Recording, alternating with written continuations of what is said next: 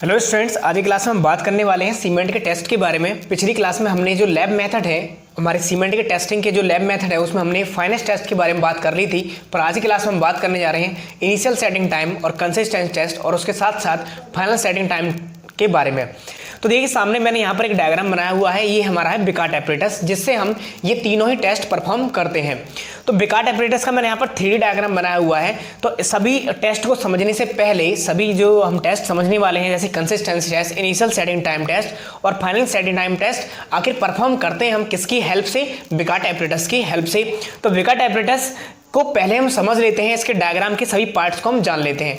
तो देखिए, बिकार्ट एपरेटस में एक ये नीचे सबसे पहले एक बेस प्लेट आपको दिखाई दे रही है और इस बेस प्लेट के ऊपर हम एक मोल्ड, जिसमें हम सारे सीमेंट जो भी हम टेस्ट परफॉर्म कर रहे हैं, उसमें जो भी हम सीमेंट पेस्ट बनाएंगे, इस मोल्ड में भरकर हम टेस्ट परफॉर्म करते हैं। तो इस मोल्ड का हमारा साइज क्या है? इस मोल्ड की हाइट है हमारी 40 mm और इसका डाया है 80 mm।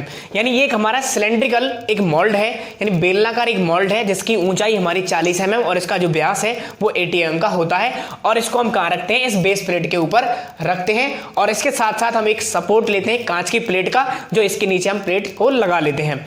उसके बाद बात करें इस बेस प्लेट के बाद, हमारा बिकार्ट एपरेटस कुछ इस तरीके से कर्वेचर फॉर्म में आकर यहाँ पर एक हमारा ग्रेजुएटेड बॉक्स रहता है। ग्रेजुएटेड बॉक्स का मतलब यहाँ पर ये है कि हम जानते हैं कि इनिशियल सेटिंग टाइम या फाइनल सेटिंग टाइम या फिर कंसिस्टेंसी टेस्ट के लिए हम अलग अलग इंस्ट्रूमेंट, यानी अलग अलग इसके जो माइनर इंस्ट्रूमेंट्स हैं वो हम यूज करते हैं। जैसे कि कंसिस्टेंसी के लिए प्लंजर टेस्ट और प्लंजर पार्ट यूज करते हैं इसका, और हम इनिशियल सेटिंग टाइम के लिए हम यूज करते हैं 1 mm स्क्वायर की क्रॉस सेक्शनल एरिया की हम एक निडल यूज करते हैं और उसके साथ साथ एक कॉलर यूज करते हैं फाइनल सेटिंग टाइम के लिए। तो आपने देखा होगा, अक्सर आपने पढ़ा होगा कि इनिशियल सेटिंग टाइम या फाइनल सेटिंग टाइम के लिए जब हम पेनिट्रेट करते हैं तो इसकी पेनिट्रेशन की कोई वैल्यू होती है। जैसे कि बोलते हैं कि बॉटम से 5-7 mm या फिर टॉप से 35 से 33 mm तक, इस तरीके से हमें पेनिट्रेशन बोला जाता है। तो आखिर पेनिट्रेशन को हम पढ़ेंगे कैसे? तो पढ़ने के लिए हमें यहाँ पर एक ग्रेजुएटेड एक बॉक्स बना देते हैं, यानी इस पर हम क्या करते हैं, कुछ इसमें निशान बना लेते हैं। एक निशान बने हुए पूरा ऑलरेडी मैन्युफैक्चर्ड है ये, इस पर ग्रेजुएशन रहता है, जिससे हम क्या कर पाएंगे, जिससे हम ग्रेजुएशन पढ़ पाएंगे कि हमारा जो पेनिट्रेशन हुआ है वो पेनिट्रेशन कितना mm पेनिट्रेशन हुआ है। तो ये जो ग्रेजुएटेड बॉक्स है, यानी जो हमारा ये पूरा कर्वेचर पार्ट बिकार्ट एपरेटस का आके अटैच हुआ है इस ग्रेजुएटेड बॉक्स से, इस बॉक्स का काम ये है कि किसी भी टेस्ट को परफॉर्म करते टाइम कितना पेनिट्रेशन इस बॉक्स के अंदर हुआ है, उस बॉक्स पेनिट्रेशन पढ़ने के लिए हम इस बॉक्स का यूज करते हैं। साथ के साथ देखिए, जब हम पेनिट्रेशन करते हैं तो मोल्ड के ऊपर, यानी जब भी हम सीमेंट टेस्ट करेंगे तो इसमें सीमेंट पेस्ट भर लेंगे। जैसे कि मैंने यहाँ पर सीमेंट पेस्ट भरा हुआ पूरे इस बॉक्स में भी दिखाया है और सीमेंट पेस्ट भरा हुआ इस बॉक्स में भी दिखा रखा है। अब उसके ऊपर जो भी हम टेस्ट परफॉर्म कर रहे हैं, हम क्या करेंगे, इसके टॉप सरफेस पर एपरेटस को टच कराएंगे पहले, और टच करा के ही उसको फ्रीली छोड़ देंगे हम। तो जैसे ही फ्रीली छोड़ देंगे तो हमारा इस तरीके से पेनिट्रेट हो जाएगा। पर पेनिट्रेशन के लिए इस कैप में जो स्पिंडल लगा हुआ है, जो हमारा पूरा स्पिंडल लगा हुआ है यहां से यहां तक, इस स्पिंडल का जो ये पार्ट है इसे हम कहते हैं कैप, और इसका जो सेल्फ वेट है वो हमारा होता है 300 ग्राम, यानी 300 ग्राम का हमारा ये पूरा एपरेटस है। और ये अपने सेल्फ वेट के कारण हमारा क्या हो जाता है, इस तरह से पेनिट्रेट करेगा किसी भी इंस्ट्रूमेंट के, जो हमारे माइनर इंस्ट्रूमेंट है, जो भी हम टेस्ट परफॉर्म कर रहे हैं उसके लिए जो हम यूज कर रहे हैं। तो अब हम यहां पर जानते हैं कि जो भी हम टेस्ट परफॉर्म करने वाले हैं, चाहे वो कंसिस्टेंसी टेस्ट हो, चाहे वो IST हो, चाहे वो FST हो, यानी इनिशियल सेटिंग टाइम हो या फिर फाइनल सेटिंग टाइम हो, उसके लिए अगर हम बात करें तो टेम्परेचर हमारा कितना होना चाहिए, यानी इस टेस्ट को पूरा परफॉर्म करते टाइम इन तीनों टेस्टों को, तो टेम्परेचर हम लेंगे 27 ±2 डिग्री सेंटीग्रेड। और साथ के साथ ह्यूमिडिटी, यानी कि जो आर्द्रता है, वायुमंडलीय आर्द्रता हमारी कितनी होनी चाहिए, ह्यूमिडिटी हमारी होनी चाहिए 90%। यानी इन टेस्टों को परफॉर्म करने के लिए जो टेम्परेचर आप रखेंगे मेंटेन, रूम टेम्परेचर लगभग 25 से 29 डिग्री सेंटीग्रेड तक, आप ये कह सकते हैं 27 ±2 डिग्री सेंटीग्रेड। या फिर हम ये कहेंगे, दूसरा हमारा पॉइंट है इसमें कि ह्यूमिडिटी कितनी होनी चाहिए, 90% ह्यूमिडिटी पर हम ये टेस्ट परफॉर्म करते हैं। तो इन सब पार्ट्स के बारे में जानने के लिए अब हम चलते हैं एक एक इन पार्ट्स को हम डिटेल में समझेंगे, जो भी हमारे माइनर पार्ट्स हैं जो इसको बिकार्ट एपरेटस के बाद यूज किया जाता है ताकि हम टेस्ट को परफॉर्म कर पाएं। तो सबसे पहला हमारा टेस्ट है कंसिस्टेंसी टेस्ट। तो देखिए समझते हैं कंसिस्टेंसी टेस्ट आखिर क्या है। देखिए कंसिस्टेंसी टेस्ट एक ऐसा टेस्ट है जिसमें हम कोई भी जो सीमेंट पेस्ट है, सीमेंट पेस्ट में आखिर कितनी पानी की मात्रा मिलाई जाए जिससे हमें एक नॉर्मल कंसिस्टेंसी का, या आप ये कहें कि स्टैंडर्ड कंसिस्टेंसी का एक पेस्ट बनाया जा सके। आप इसको हिंदी में इस तरीके से और समझ सकते हैं कि मानक सघनता का एक सीमेंट पेस्ट बनाने के लिए सीमेंट में पानी की मात्रा आखिर कितनी होनी चाहिए, तो उस पानी की मात्रा का एस्टिमेट हम करते हैं किस मेथड के द्वारा, कंसिस्टेंसी टेस्ट के द्वारा। जब भी हम सीमेंट के टेस्ट की बात करते हैं सबसे पहले हमने जो पिछली क्लास में पढ़ा था फाइनेस्ट टेस्ट परफॉर्म करते हैं, उसके बाद हम इनिशियल सेटिंग टाइम या फाइनल सेटिंग टाइम परफॉर्म करने के लिए सबसे पहले हमें क्या करना पड़ेगा, कंसिस्टेंसी टेस्ट, क्योंकि यहीं से एक हमारी स्टैंडर्ड कंसिस्टेंसी का पेस्ट बनाने के लिए एक पानी की मात्रा यानी परसेंटेज की फॉर्म में हमें प्राप्त होगी। उस फॉर्म को हम आगे इनिशियल सेटिंग टाइम और फाइनल सेटिंग टाइम में भी यूज करते हैं। इसीलिए ये दोनों टेस्ट हमारे डिपेंड करते हैं किस पर, हमारे कंसिस्टेंसी टेस्ट पर। तो बात करते हैं सबसे पहले कंसिस्टेंसी टेस्ट, फोकस चेक करना। तो बात करते हैं कंसिस्टेंसी टेस्ट पर। तो कंसिस्टेंसी टेस्ट क्या है, नॉर्मल या स्टैंडर्ड कंसिस्टेंसी का पेस्ट बनाने के लिए यानी सीमेंट पेस्ट बनाने के लिए आवश्यक पानी की मात्रा जितनी होनी चाहिए उसको किस टेस्ट के द्वारा फाइंड किया जाता है, कंसिस्टेंसी टेस्ट के द्वारा। अब आखिर ये समझते हैं कि नॉर्मल कंसिस्टेंसी या स्टैंडर्ड कंसिस्टेंसी क्या चीज है। तो देखिए हमने क्या किया, 300 ग्राम सीमेंट ली, हमने 300 ग्राम सीमेंट लेते हैं और 300 ग्राम सीमेंट में हम सबसे पहले क्या करते हैं, 25% हम पानी मिलाना स्टार्ट करते हैं। एंड 300 ग्राम वेट के अकॉर्डिंग हम 25% पानी मिलाएंगे और कहाँ तक जाएंगे, हम जाएंगे 30% तक, क्योंकि जितने भी हमारे ऑर्डिनरी पोर्टलैंड सीमेंट है, जितने भी ऑर्डिनरी पोर्टलैंड सीमेंट ग्रेड है, उनकी जो कंसिस्टेंसी है वो 25 से 30 के बीच में आती है।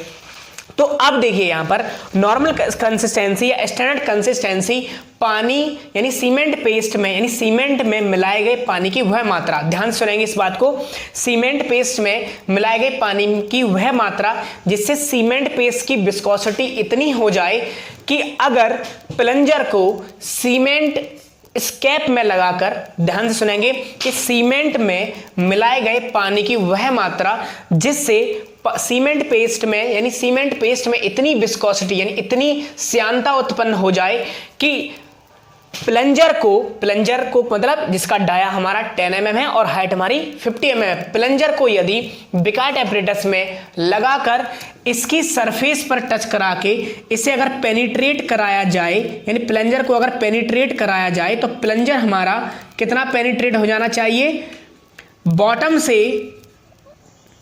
बॉटम से हमारा कितना रह जाना चाहिए, 5 to 7 mm पेनिट्रेशन बॉटम से, या अगर टॉप से पूछता है टॉप सरफेस से तो हम कितना लगाएंगे 33 to 35 mm पेनिट्रेशन, कहां से, from top surface, from top यानी पेनिट्रेशन अगर टॉप सरफेस से पूछता है तो हम आंसर क्या देंगे, फ्रॉम टॉप सरफेस से पेनिट्रेशन किसका, प्लंजर का। अब प्लंजर क्या चीज है, जिसका डाया हमारा, ये हमारा प्लंजर है, इसका डाया हमारा कितना है 10 mm डाया है इसका, और दूसरा इसकी हाइट कितनी है, हमारी हाइट है 50 mm यानी 5 सेंटीमीटर इसकी ऊंचाई है, और ये हमारा एक सिलेंड्रिकल पोर्शन है।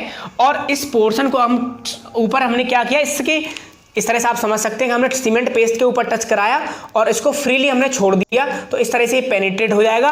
तो क्योंकि सीमेंट में कुछ विस्कोसिटी है, क्योंकि हमने सीमेंट में कुछ मात्रा में पानी मिलाया और मात्रा सबसे पहले कौन सी थी 25%, और हमने पानी की मात्रा मिलाने पर क्या हुआ, प्लंजर का पेनिट्रेशन बॉटम से कितना रह जाना चाहिए, 5 से 7 mm तक रह जाना चाहिए, और या फिर ऊपर टॉप सरफेस से पूछेगा तो 35 से 33 mm तक, यानी 33 to 35 mm तक हमारा पेनिट्रेशन अगर टॉप सरफेस से हो रहा है तो पानी की वही परसेंटेज ही हमारी क्या कहलाती है, कंसिस्टेंसी ऑफ हमारी वाटर, कंसिस्टेंसी ऑफ सीमेंट कहलाती है। तो यहां पर हम इस तरीके से डिफाइन कर सकते हैं इसको कि किसी भी सीमेंट में मिलाए गए पानी की वह मात्रा जिससे पानी में इतनी जिससे सीमेंट पेस्ट में इतनी विस्कोसिटी उत्पन्न हो जाए कि प्लंजर को यदि फ्रीली इसके पेस्ट पर टॉप सरफेस पर टच कराकर प्लंजर को अगर छोड़ा जाए तो वो सीमेंट पेस्ट में पेनिट्रेशन बॉटम से 5 से 7 mm या टॉप से 33 से 35 mm दे देता है। तो वो पेस्ट हमारा क्या कहलाता है, नॉर्मल कंसिस्टेंसी या स्टैंडर्ड कंसिस्टेंसी का पेस्ट कहलाता है। तो इसको मैं यहाँ पर लिख देता हूँ, ये आपको समझ में आ गया होगा यहाँ तक। तो देखिए यहाँ पर लिखते हैं, किसी सीमेंट में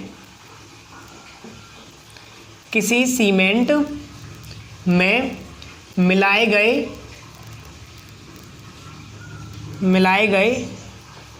पानी की वह मात्रा जिससे सीमेंट पेस्ट, अब पानी मिला देंगे सीमेंट पेस्ट बन जाएगा, जैसे सीमेंट पेस्ट में इतनी विस्कोसिटी उत्पन्न हो जाए, इतनी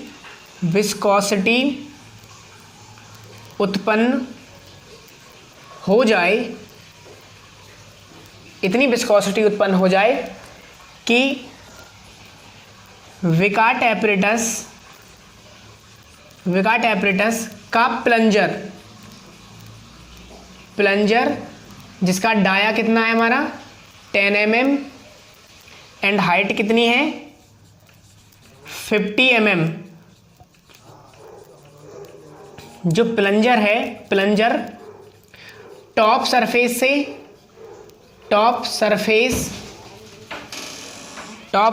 से 33 to 35 mm और बॉटम से 5 to 7 mm तक का पेनिट्रेशन दिखाता है। उस पेस्ट को स्टैंडर्ड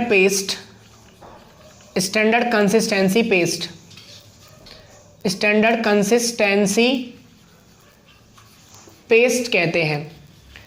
और हमें याद ये रखना है कि जब हम इनिशियल पानी हम मिलाएंगे तो 25% तक पानी हम मिलाएंगे स्टार्टिंग में, और 25% पानी मिलाने के पर अगर हमें, अब सोचिए यहाँ पर कि अगर पेनिट्रेशन ज़्यादा हो गया तो इसका मतलब क्या है कि अभी उसकी विस्कोसिटी हमारी कम है, हमें क्या मिलाना चाहिए, हम अगर पेनिट्रेशन इतना नहीं हो पाया तो विस्कोसिटी कैसे होगी, इससे ज़्यादा हो गई तो हमें पानी की मात्रा और ऐड करने की ज़रूरत है। तो हम क्या करेंगे 26%, 27% इस तरह तब तक हम पानी को ऐड करते चले जाएंगे जब तक कि पेनिट्रेशन हमें इस रेंज में नहीं मिलेगा।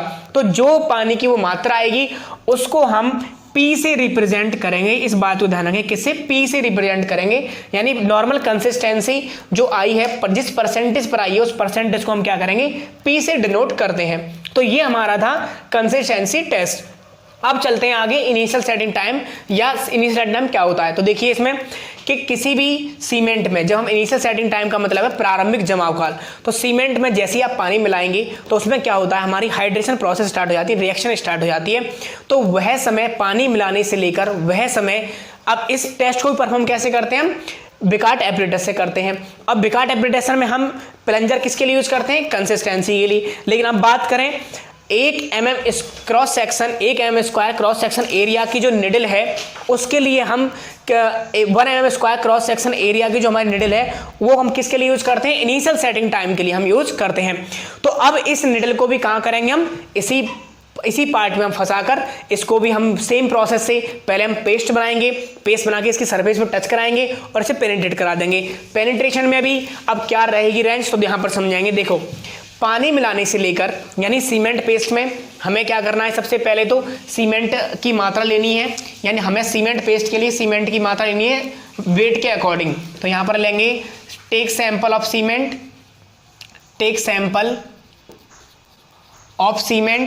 यानी सीमेंट का हमने सैंपल ले लिया।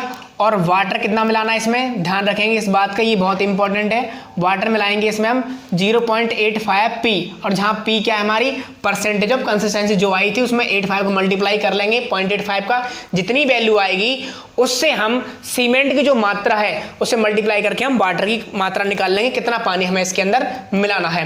तो यहाँ से हमने क्या किया 0.85 पी याद रखना है, बहुत इंपॉर्टेंट है ये इनिशियल सेटिंग टाइम के लिए। जो पानी की हम पानी जो हम मिलाते हैं, कितना मिलाते हैं 0.85 पी, और यहाँ पर पी क्या है कंसिस्टेंसी ऑफ सीमेंट पेस्ट, यानी स्टैंडर्ड पेस्ट बनाने के लिए जो परसेंटेज ऑफ पानी हमें मिलानी है वो हमारी पी की डिनोट पी उससे डिनोट कर रहा है, जो हमें पिछले टेस्ट में पढ़ा था अभी। अब हमने यहाँ पर क्या सैंपल ले लिया, सीमेंट का सैंपल ले लिया और सीमेंट में हमने पानी मिलाया और पेस्ट बना लिया यहाँ पर। अब देखिए सीमेंट में पानी मिलाने से लेकर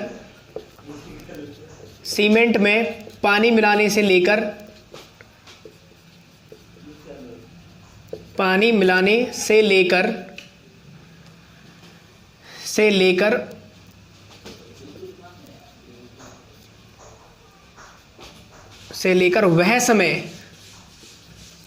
वह समय जब तक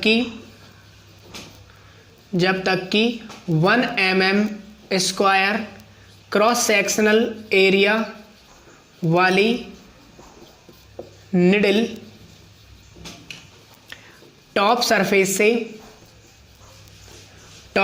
से वही इसी वाली स्टोरी है, यही याद रखनी, टॉप सरफेस से 33 to 35 mm या और बॉटम से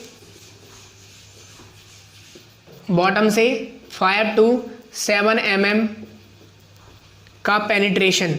अब ध्यान रखेंगे कौन सी यूज कर रहे हैं, 1 mm क्रॉस सेक्शन एरिया वाली निडल यूज कर रहे हैं हम। यहाँ पर प्लंजर यूज हो रहा था।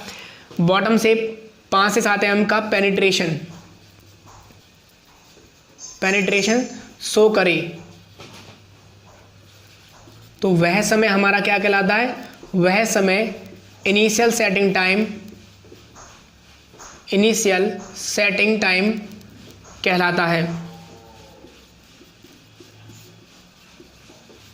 यानी हमने इनिशियल सेटिंग टाइम को अगर समझना चाहते हैं तो हमें क्या याद रखना है, इनिशियल सेटिंग टाइम क्या है, इनिशियल सेटिंग टाइम वो समय है यानी सीमेंट में पानी मिलाने से लेकर वह समय जब तक कि हम 1 mm square cross section square की जो निडल है उसको टॉप सरफेस बनाने के बाद हमने टॉप सरफेस टच कराकर उसको हम पेनिट्रेट कराएं। तो अगर पेनिट्रेट कराने पर अगर वो पेनिट्रेशन 33 to 35 mm इस ग्रेजुएटेड बॉक्स पर अगर हम पेनिट्रेशन पढ़ पा रहे हैं तो वो समय हमारा क्या कहलाएगा, इनिशियल सेटिंग टाइम कहलाता है।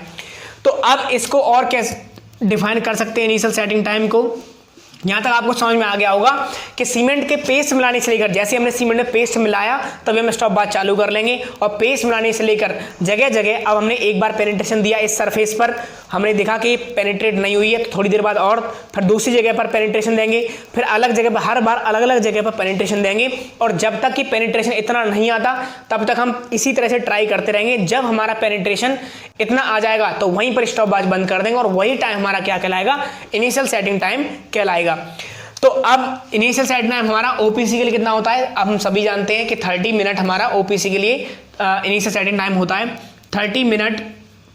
इसके लिए मैं अलग ही टेबल बताऊंगा, इससे आगे आप नेक्स्ट लेक्चर देख सकते हैं। सभी सीमेंट के मैं इनिशियल सेटिंग टाइम और फाइनल सेटिंग टाइम लिख दूंगा तो उस टेबल को आप देख सकते हैं। तो देखिए यहाँ पर अब दूसरा हमारा इनिशियल टाइम हम कैसे डिफाइन कर सकते हैं। इनिशियल टाइम इस तरीके से डिफाइन कर सकते हैं कि वह समय सीमेंट में पानी मिलाने से लेकर पानी मिलाने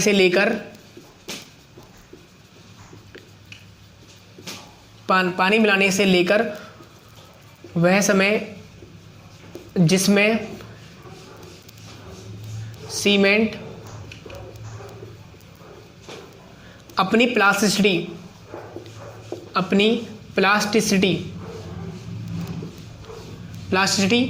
लॉस करना स्टार्ट करती है उसे इनिशियल सेटिंग टाइम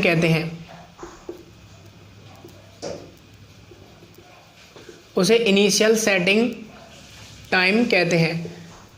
यानी इसका मतलब ये है कि सीमेंट में पानी मिलाने से लेकर वह टाइम जब तक सीमेंट अपना प्लास्टिसिटी लूज करना स्टार्ट नहीं करती है। प्लास्टिसिटी लूज का मतलब ये है, देखिए प्लास्टिसिटी का मतलब ये है कि किसी भी चीज़ में उसके आकार में आसानी से परिवर्तन कर दें और परिवर्तन करने के बाद में क्रैक्स ना आए, तो वो हमारी क्या कहलाती है, प्लास्टिसिटी गुड कहलाता है। लेकिन सीमेंट का वो टाइम, अब देख कुछ देर बाद हमारी सीमेंट जमने लगेगी, जब सीमेंट जमने लगेगी तो हम जानते हैं उसके अगर आकार में चेंजिंग करेंगे तो क्या होगा, वो उसमें क्रैक्स आने लगेंगे और उसका आकार चेंज नहीं कर पाएंगे हम। तो वह समय जहां पर अपनी प्लास्टिसिटी लूज करना स्टार्ट करती है, यानी जब जिसके बाद अगर उसके आकार में चेंजिंग की जाए तो क्रैक्स आने लग जाएं, तो सीमेंट में पानी मिलाने से लेकर वह समय जहां से अपनी प्लास्टिसिटी लूज करना स्टार्ट करती है, मैंने ये नहीं कहा कंप्लीट कर देती है, लूज करना स्टार्ट करती है, वह समय हमारा क्या कहलाता है, इनिशियल सेटिंग टाइम कहलाता है सीमेंट का। अब इसी तरीके से हमारा है फाइनल सेटिंग टाइम। अब हम क्या करेंगे, इसी सीमेंट पेस्ट को हम रखे रहने देंगे और लगभग हम जानते हैं कि ओपीसी के लिए हमारा फाइनल सेटिंग टाइम कितना होता है, 10 घंटे। तो लगभग हम 10 घंटे के आसपास हम क्या करेंगे फिर दोबारा से, लेकिन अब हम बिकार्ट एपरेटस में जो इंस्ट्रूमेंट यूज करेंगे वो होगा कॉलर। यानी अब देखिए कंसिस्टेंसी के लिए यूज कर रहे थे प्लंजर, इनिशियल सेटिंग टाइम के लिए यूज कर रहे थे हम 1 mm क्रॉस सेक्शनल स्क्वायर की निडल, लेकिन अब बात करेंगे हम कॉलर के बारे में। तो कॉलर क्या है, कॉलर भी एक पार्ट है इसी तरह से। देखिए इसमें कॉलर को समझ लेते हैं। कॉलर में जो इसका बॉटम सरफेस है, बॉटम सरफेस से 0.5 mm हमारी यही 1 mm क्रॉस सेक्शन एरिया की जो हमारी निडल है वो निकली रहती है, और इसका जो हमारा ये हमारा पूरा पार्ट रहता है, और इस पार्ट में जो ये गैप दिखाई दे रहा है आपको, ये गैप हमारा एयर गैप लेने के लिए 0.5 mm का एक गैप रखते हैं हम। तो इसमें अब क्या करेंगे कि सीमेंट में पानी मिलाने से लेकर वो टाइम जब हमारा कॉलर तो अपना निशान ना छोड़े लेकिन निडल अपना निशान छोड़े सीमेंट पेस्ट पर, तो उसे हम क्या कहते हैं, उसे हम फाइनल सेटिंग टाइम कहते हैं। तो यही हमें लिखना है कि पानी मिलाने से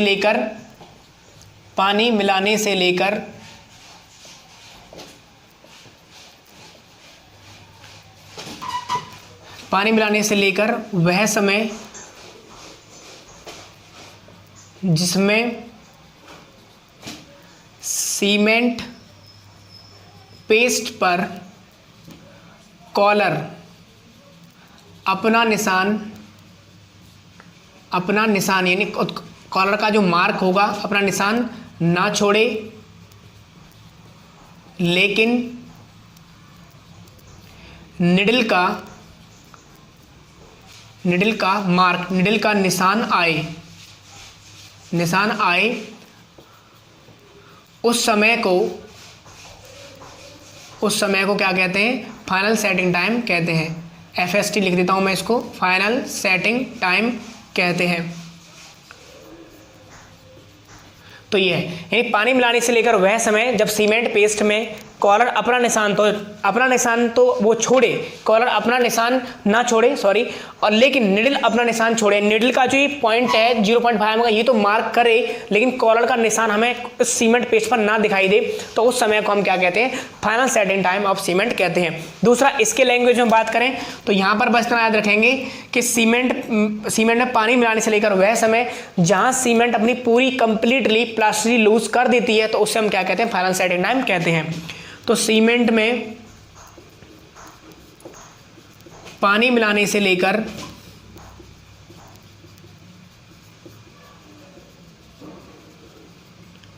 वह समय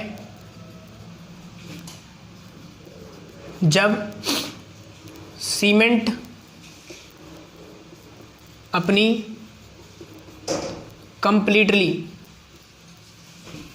प्लास्टिसिटी लॉस करती है,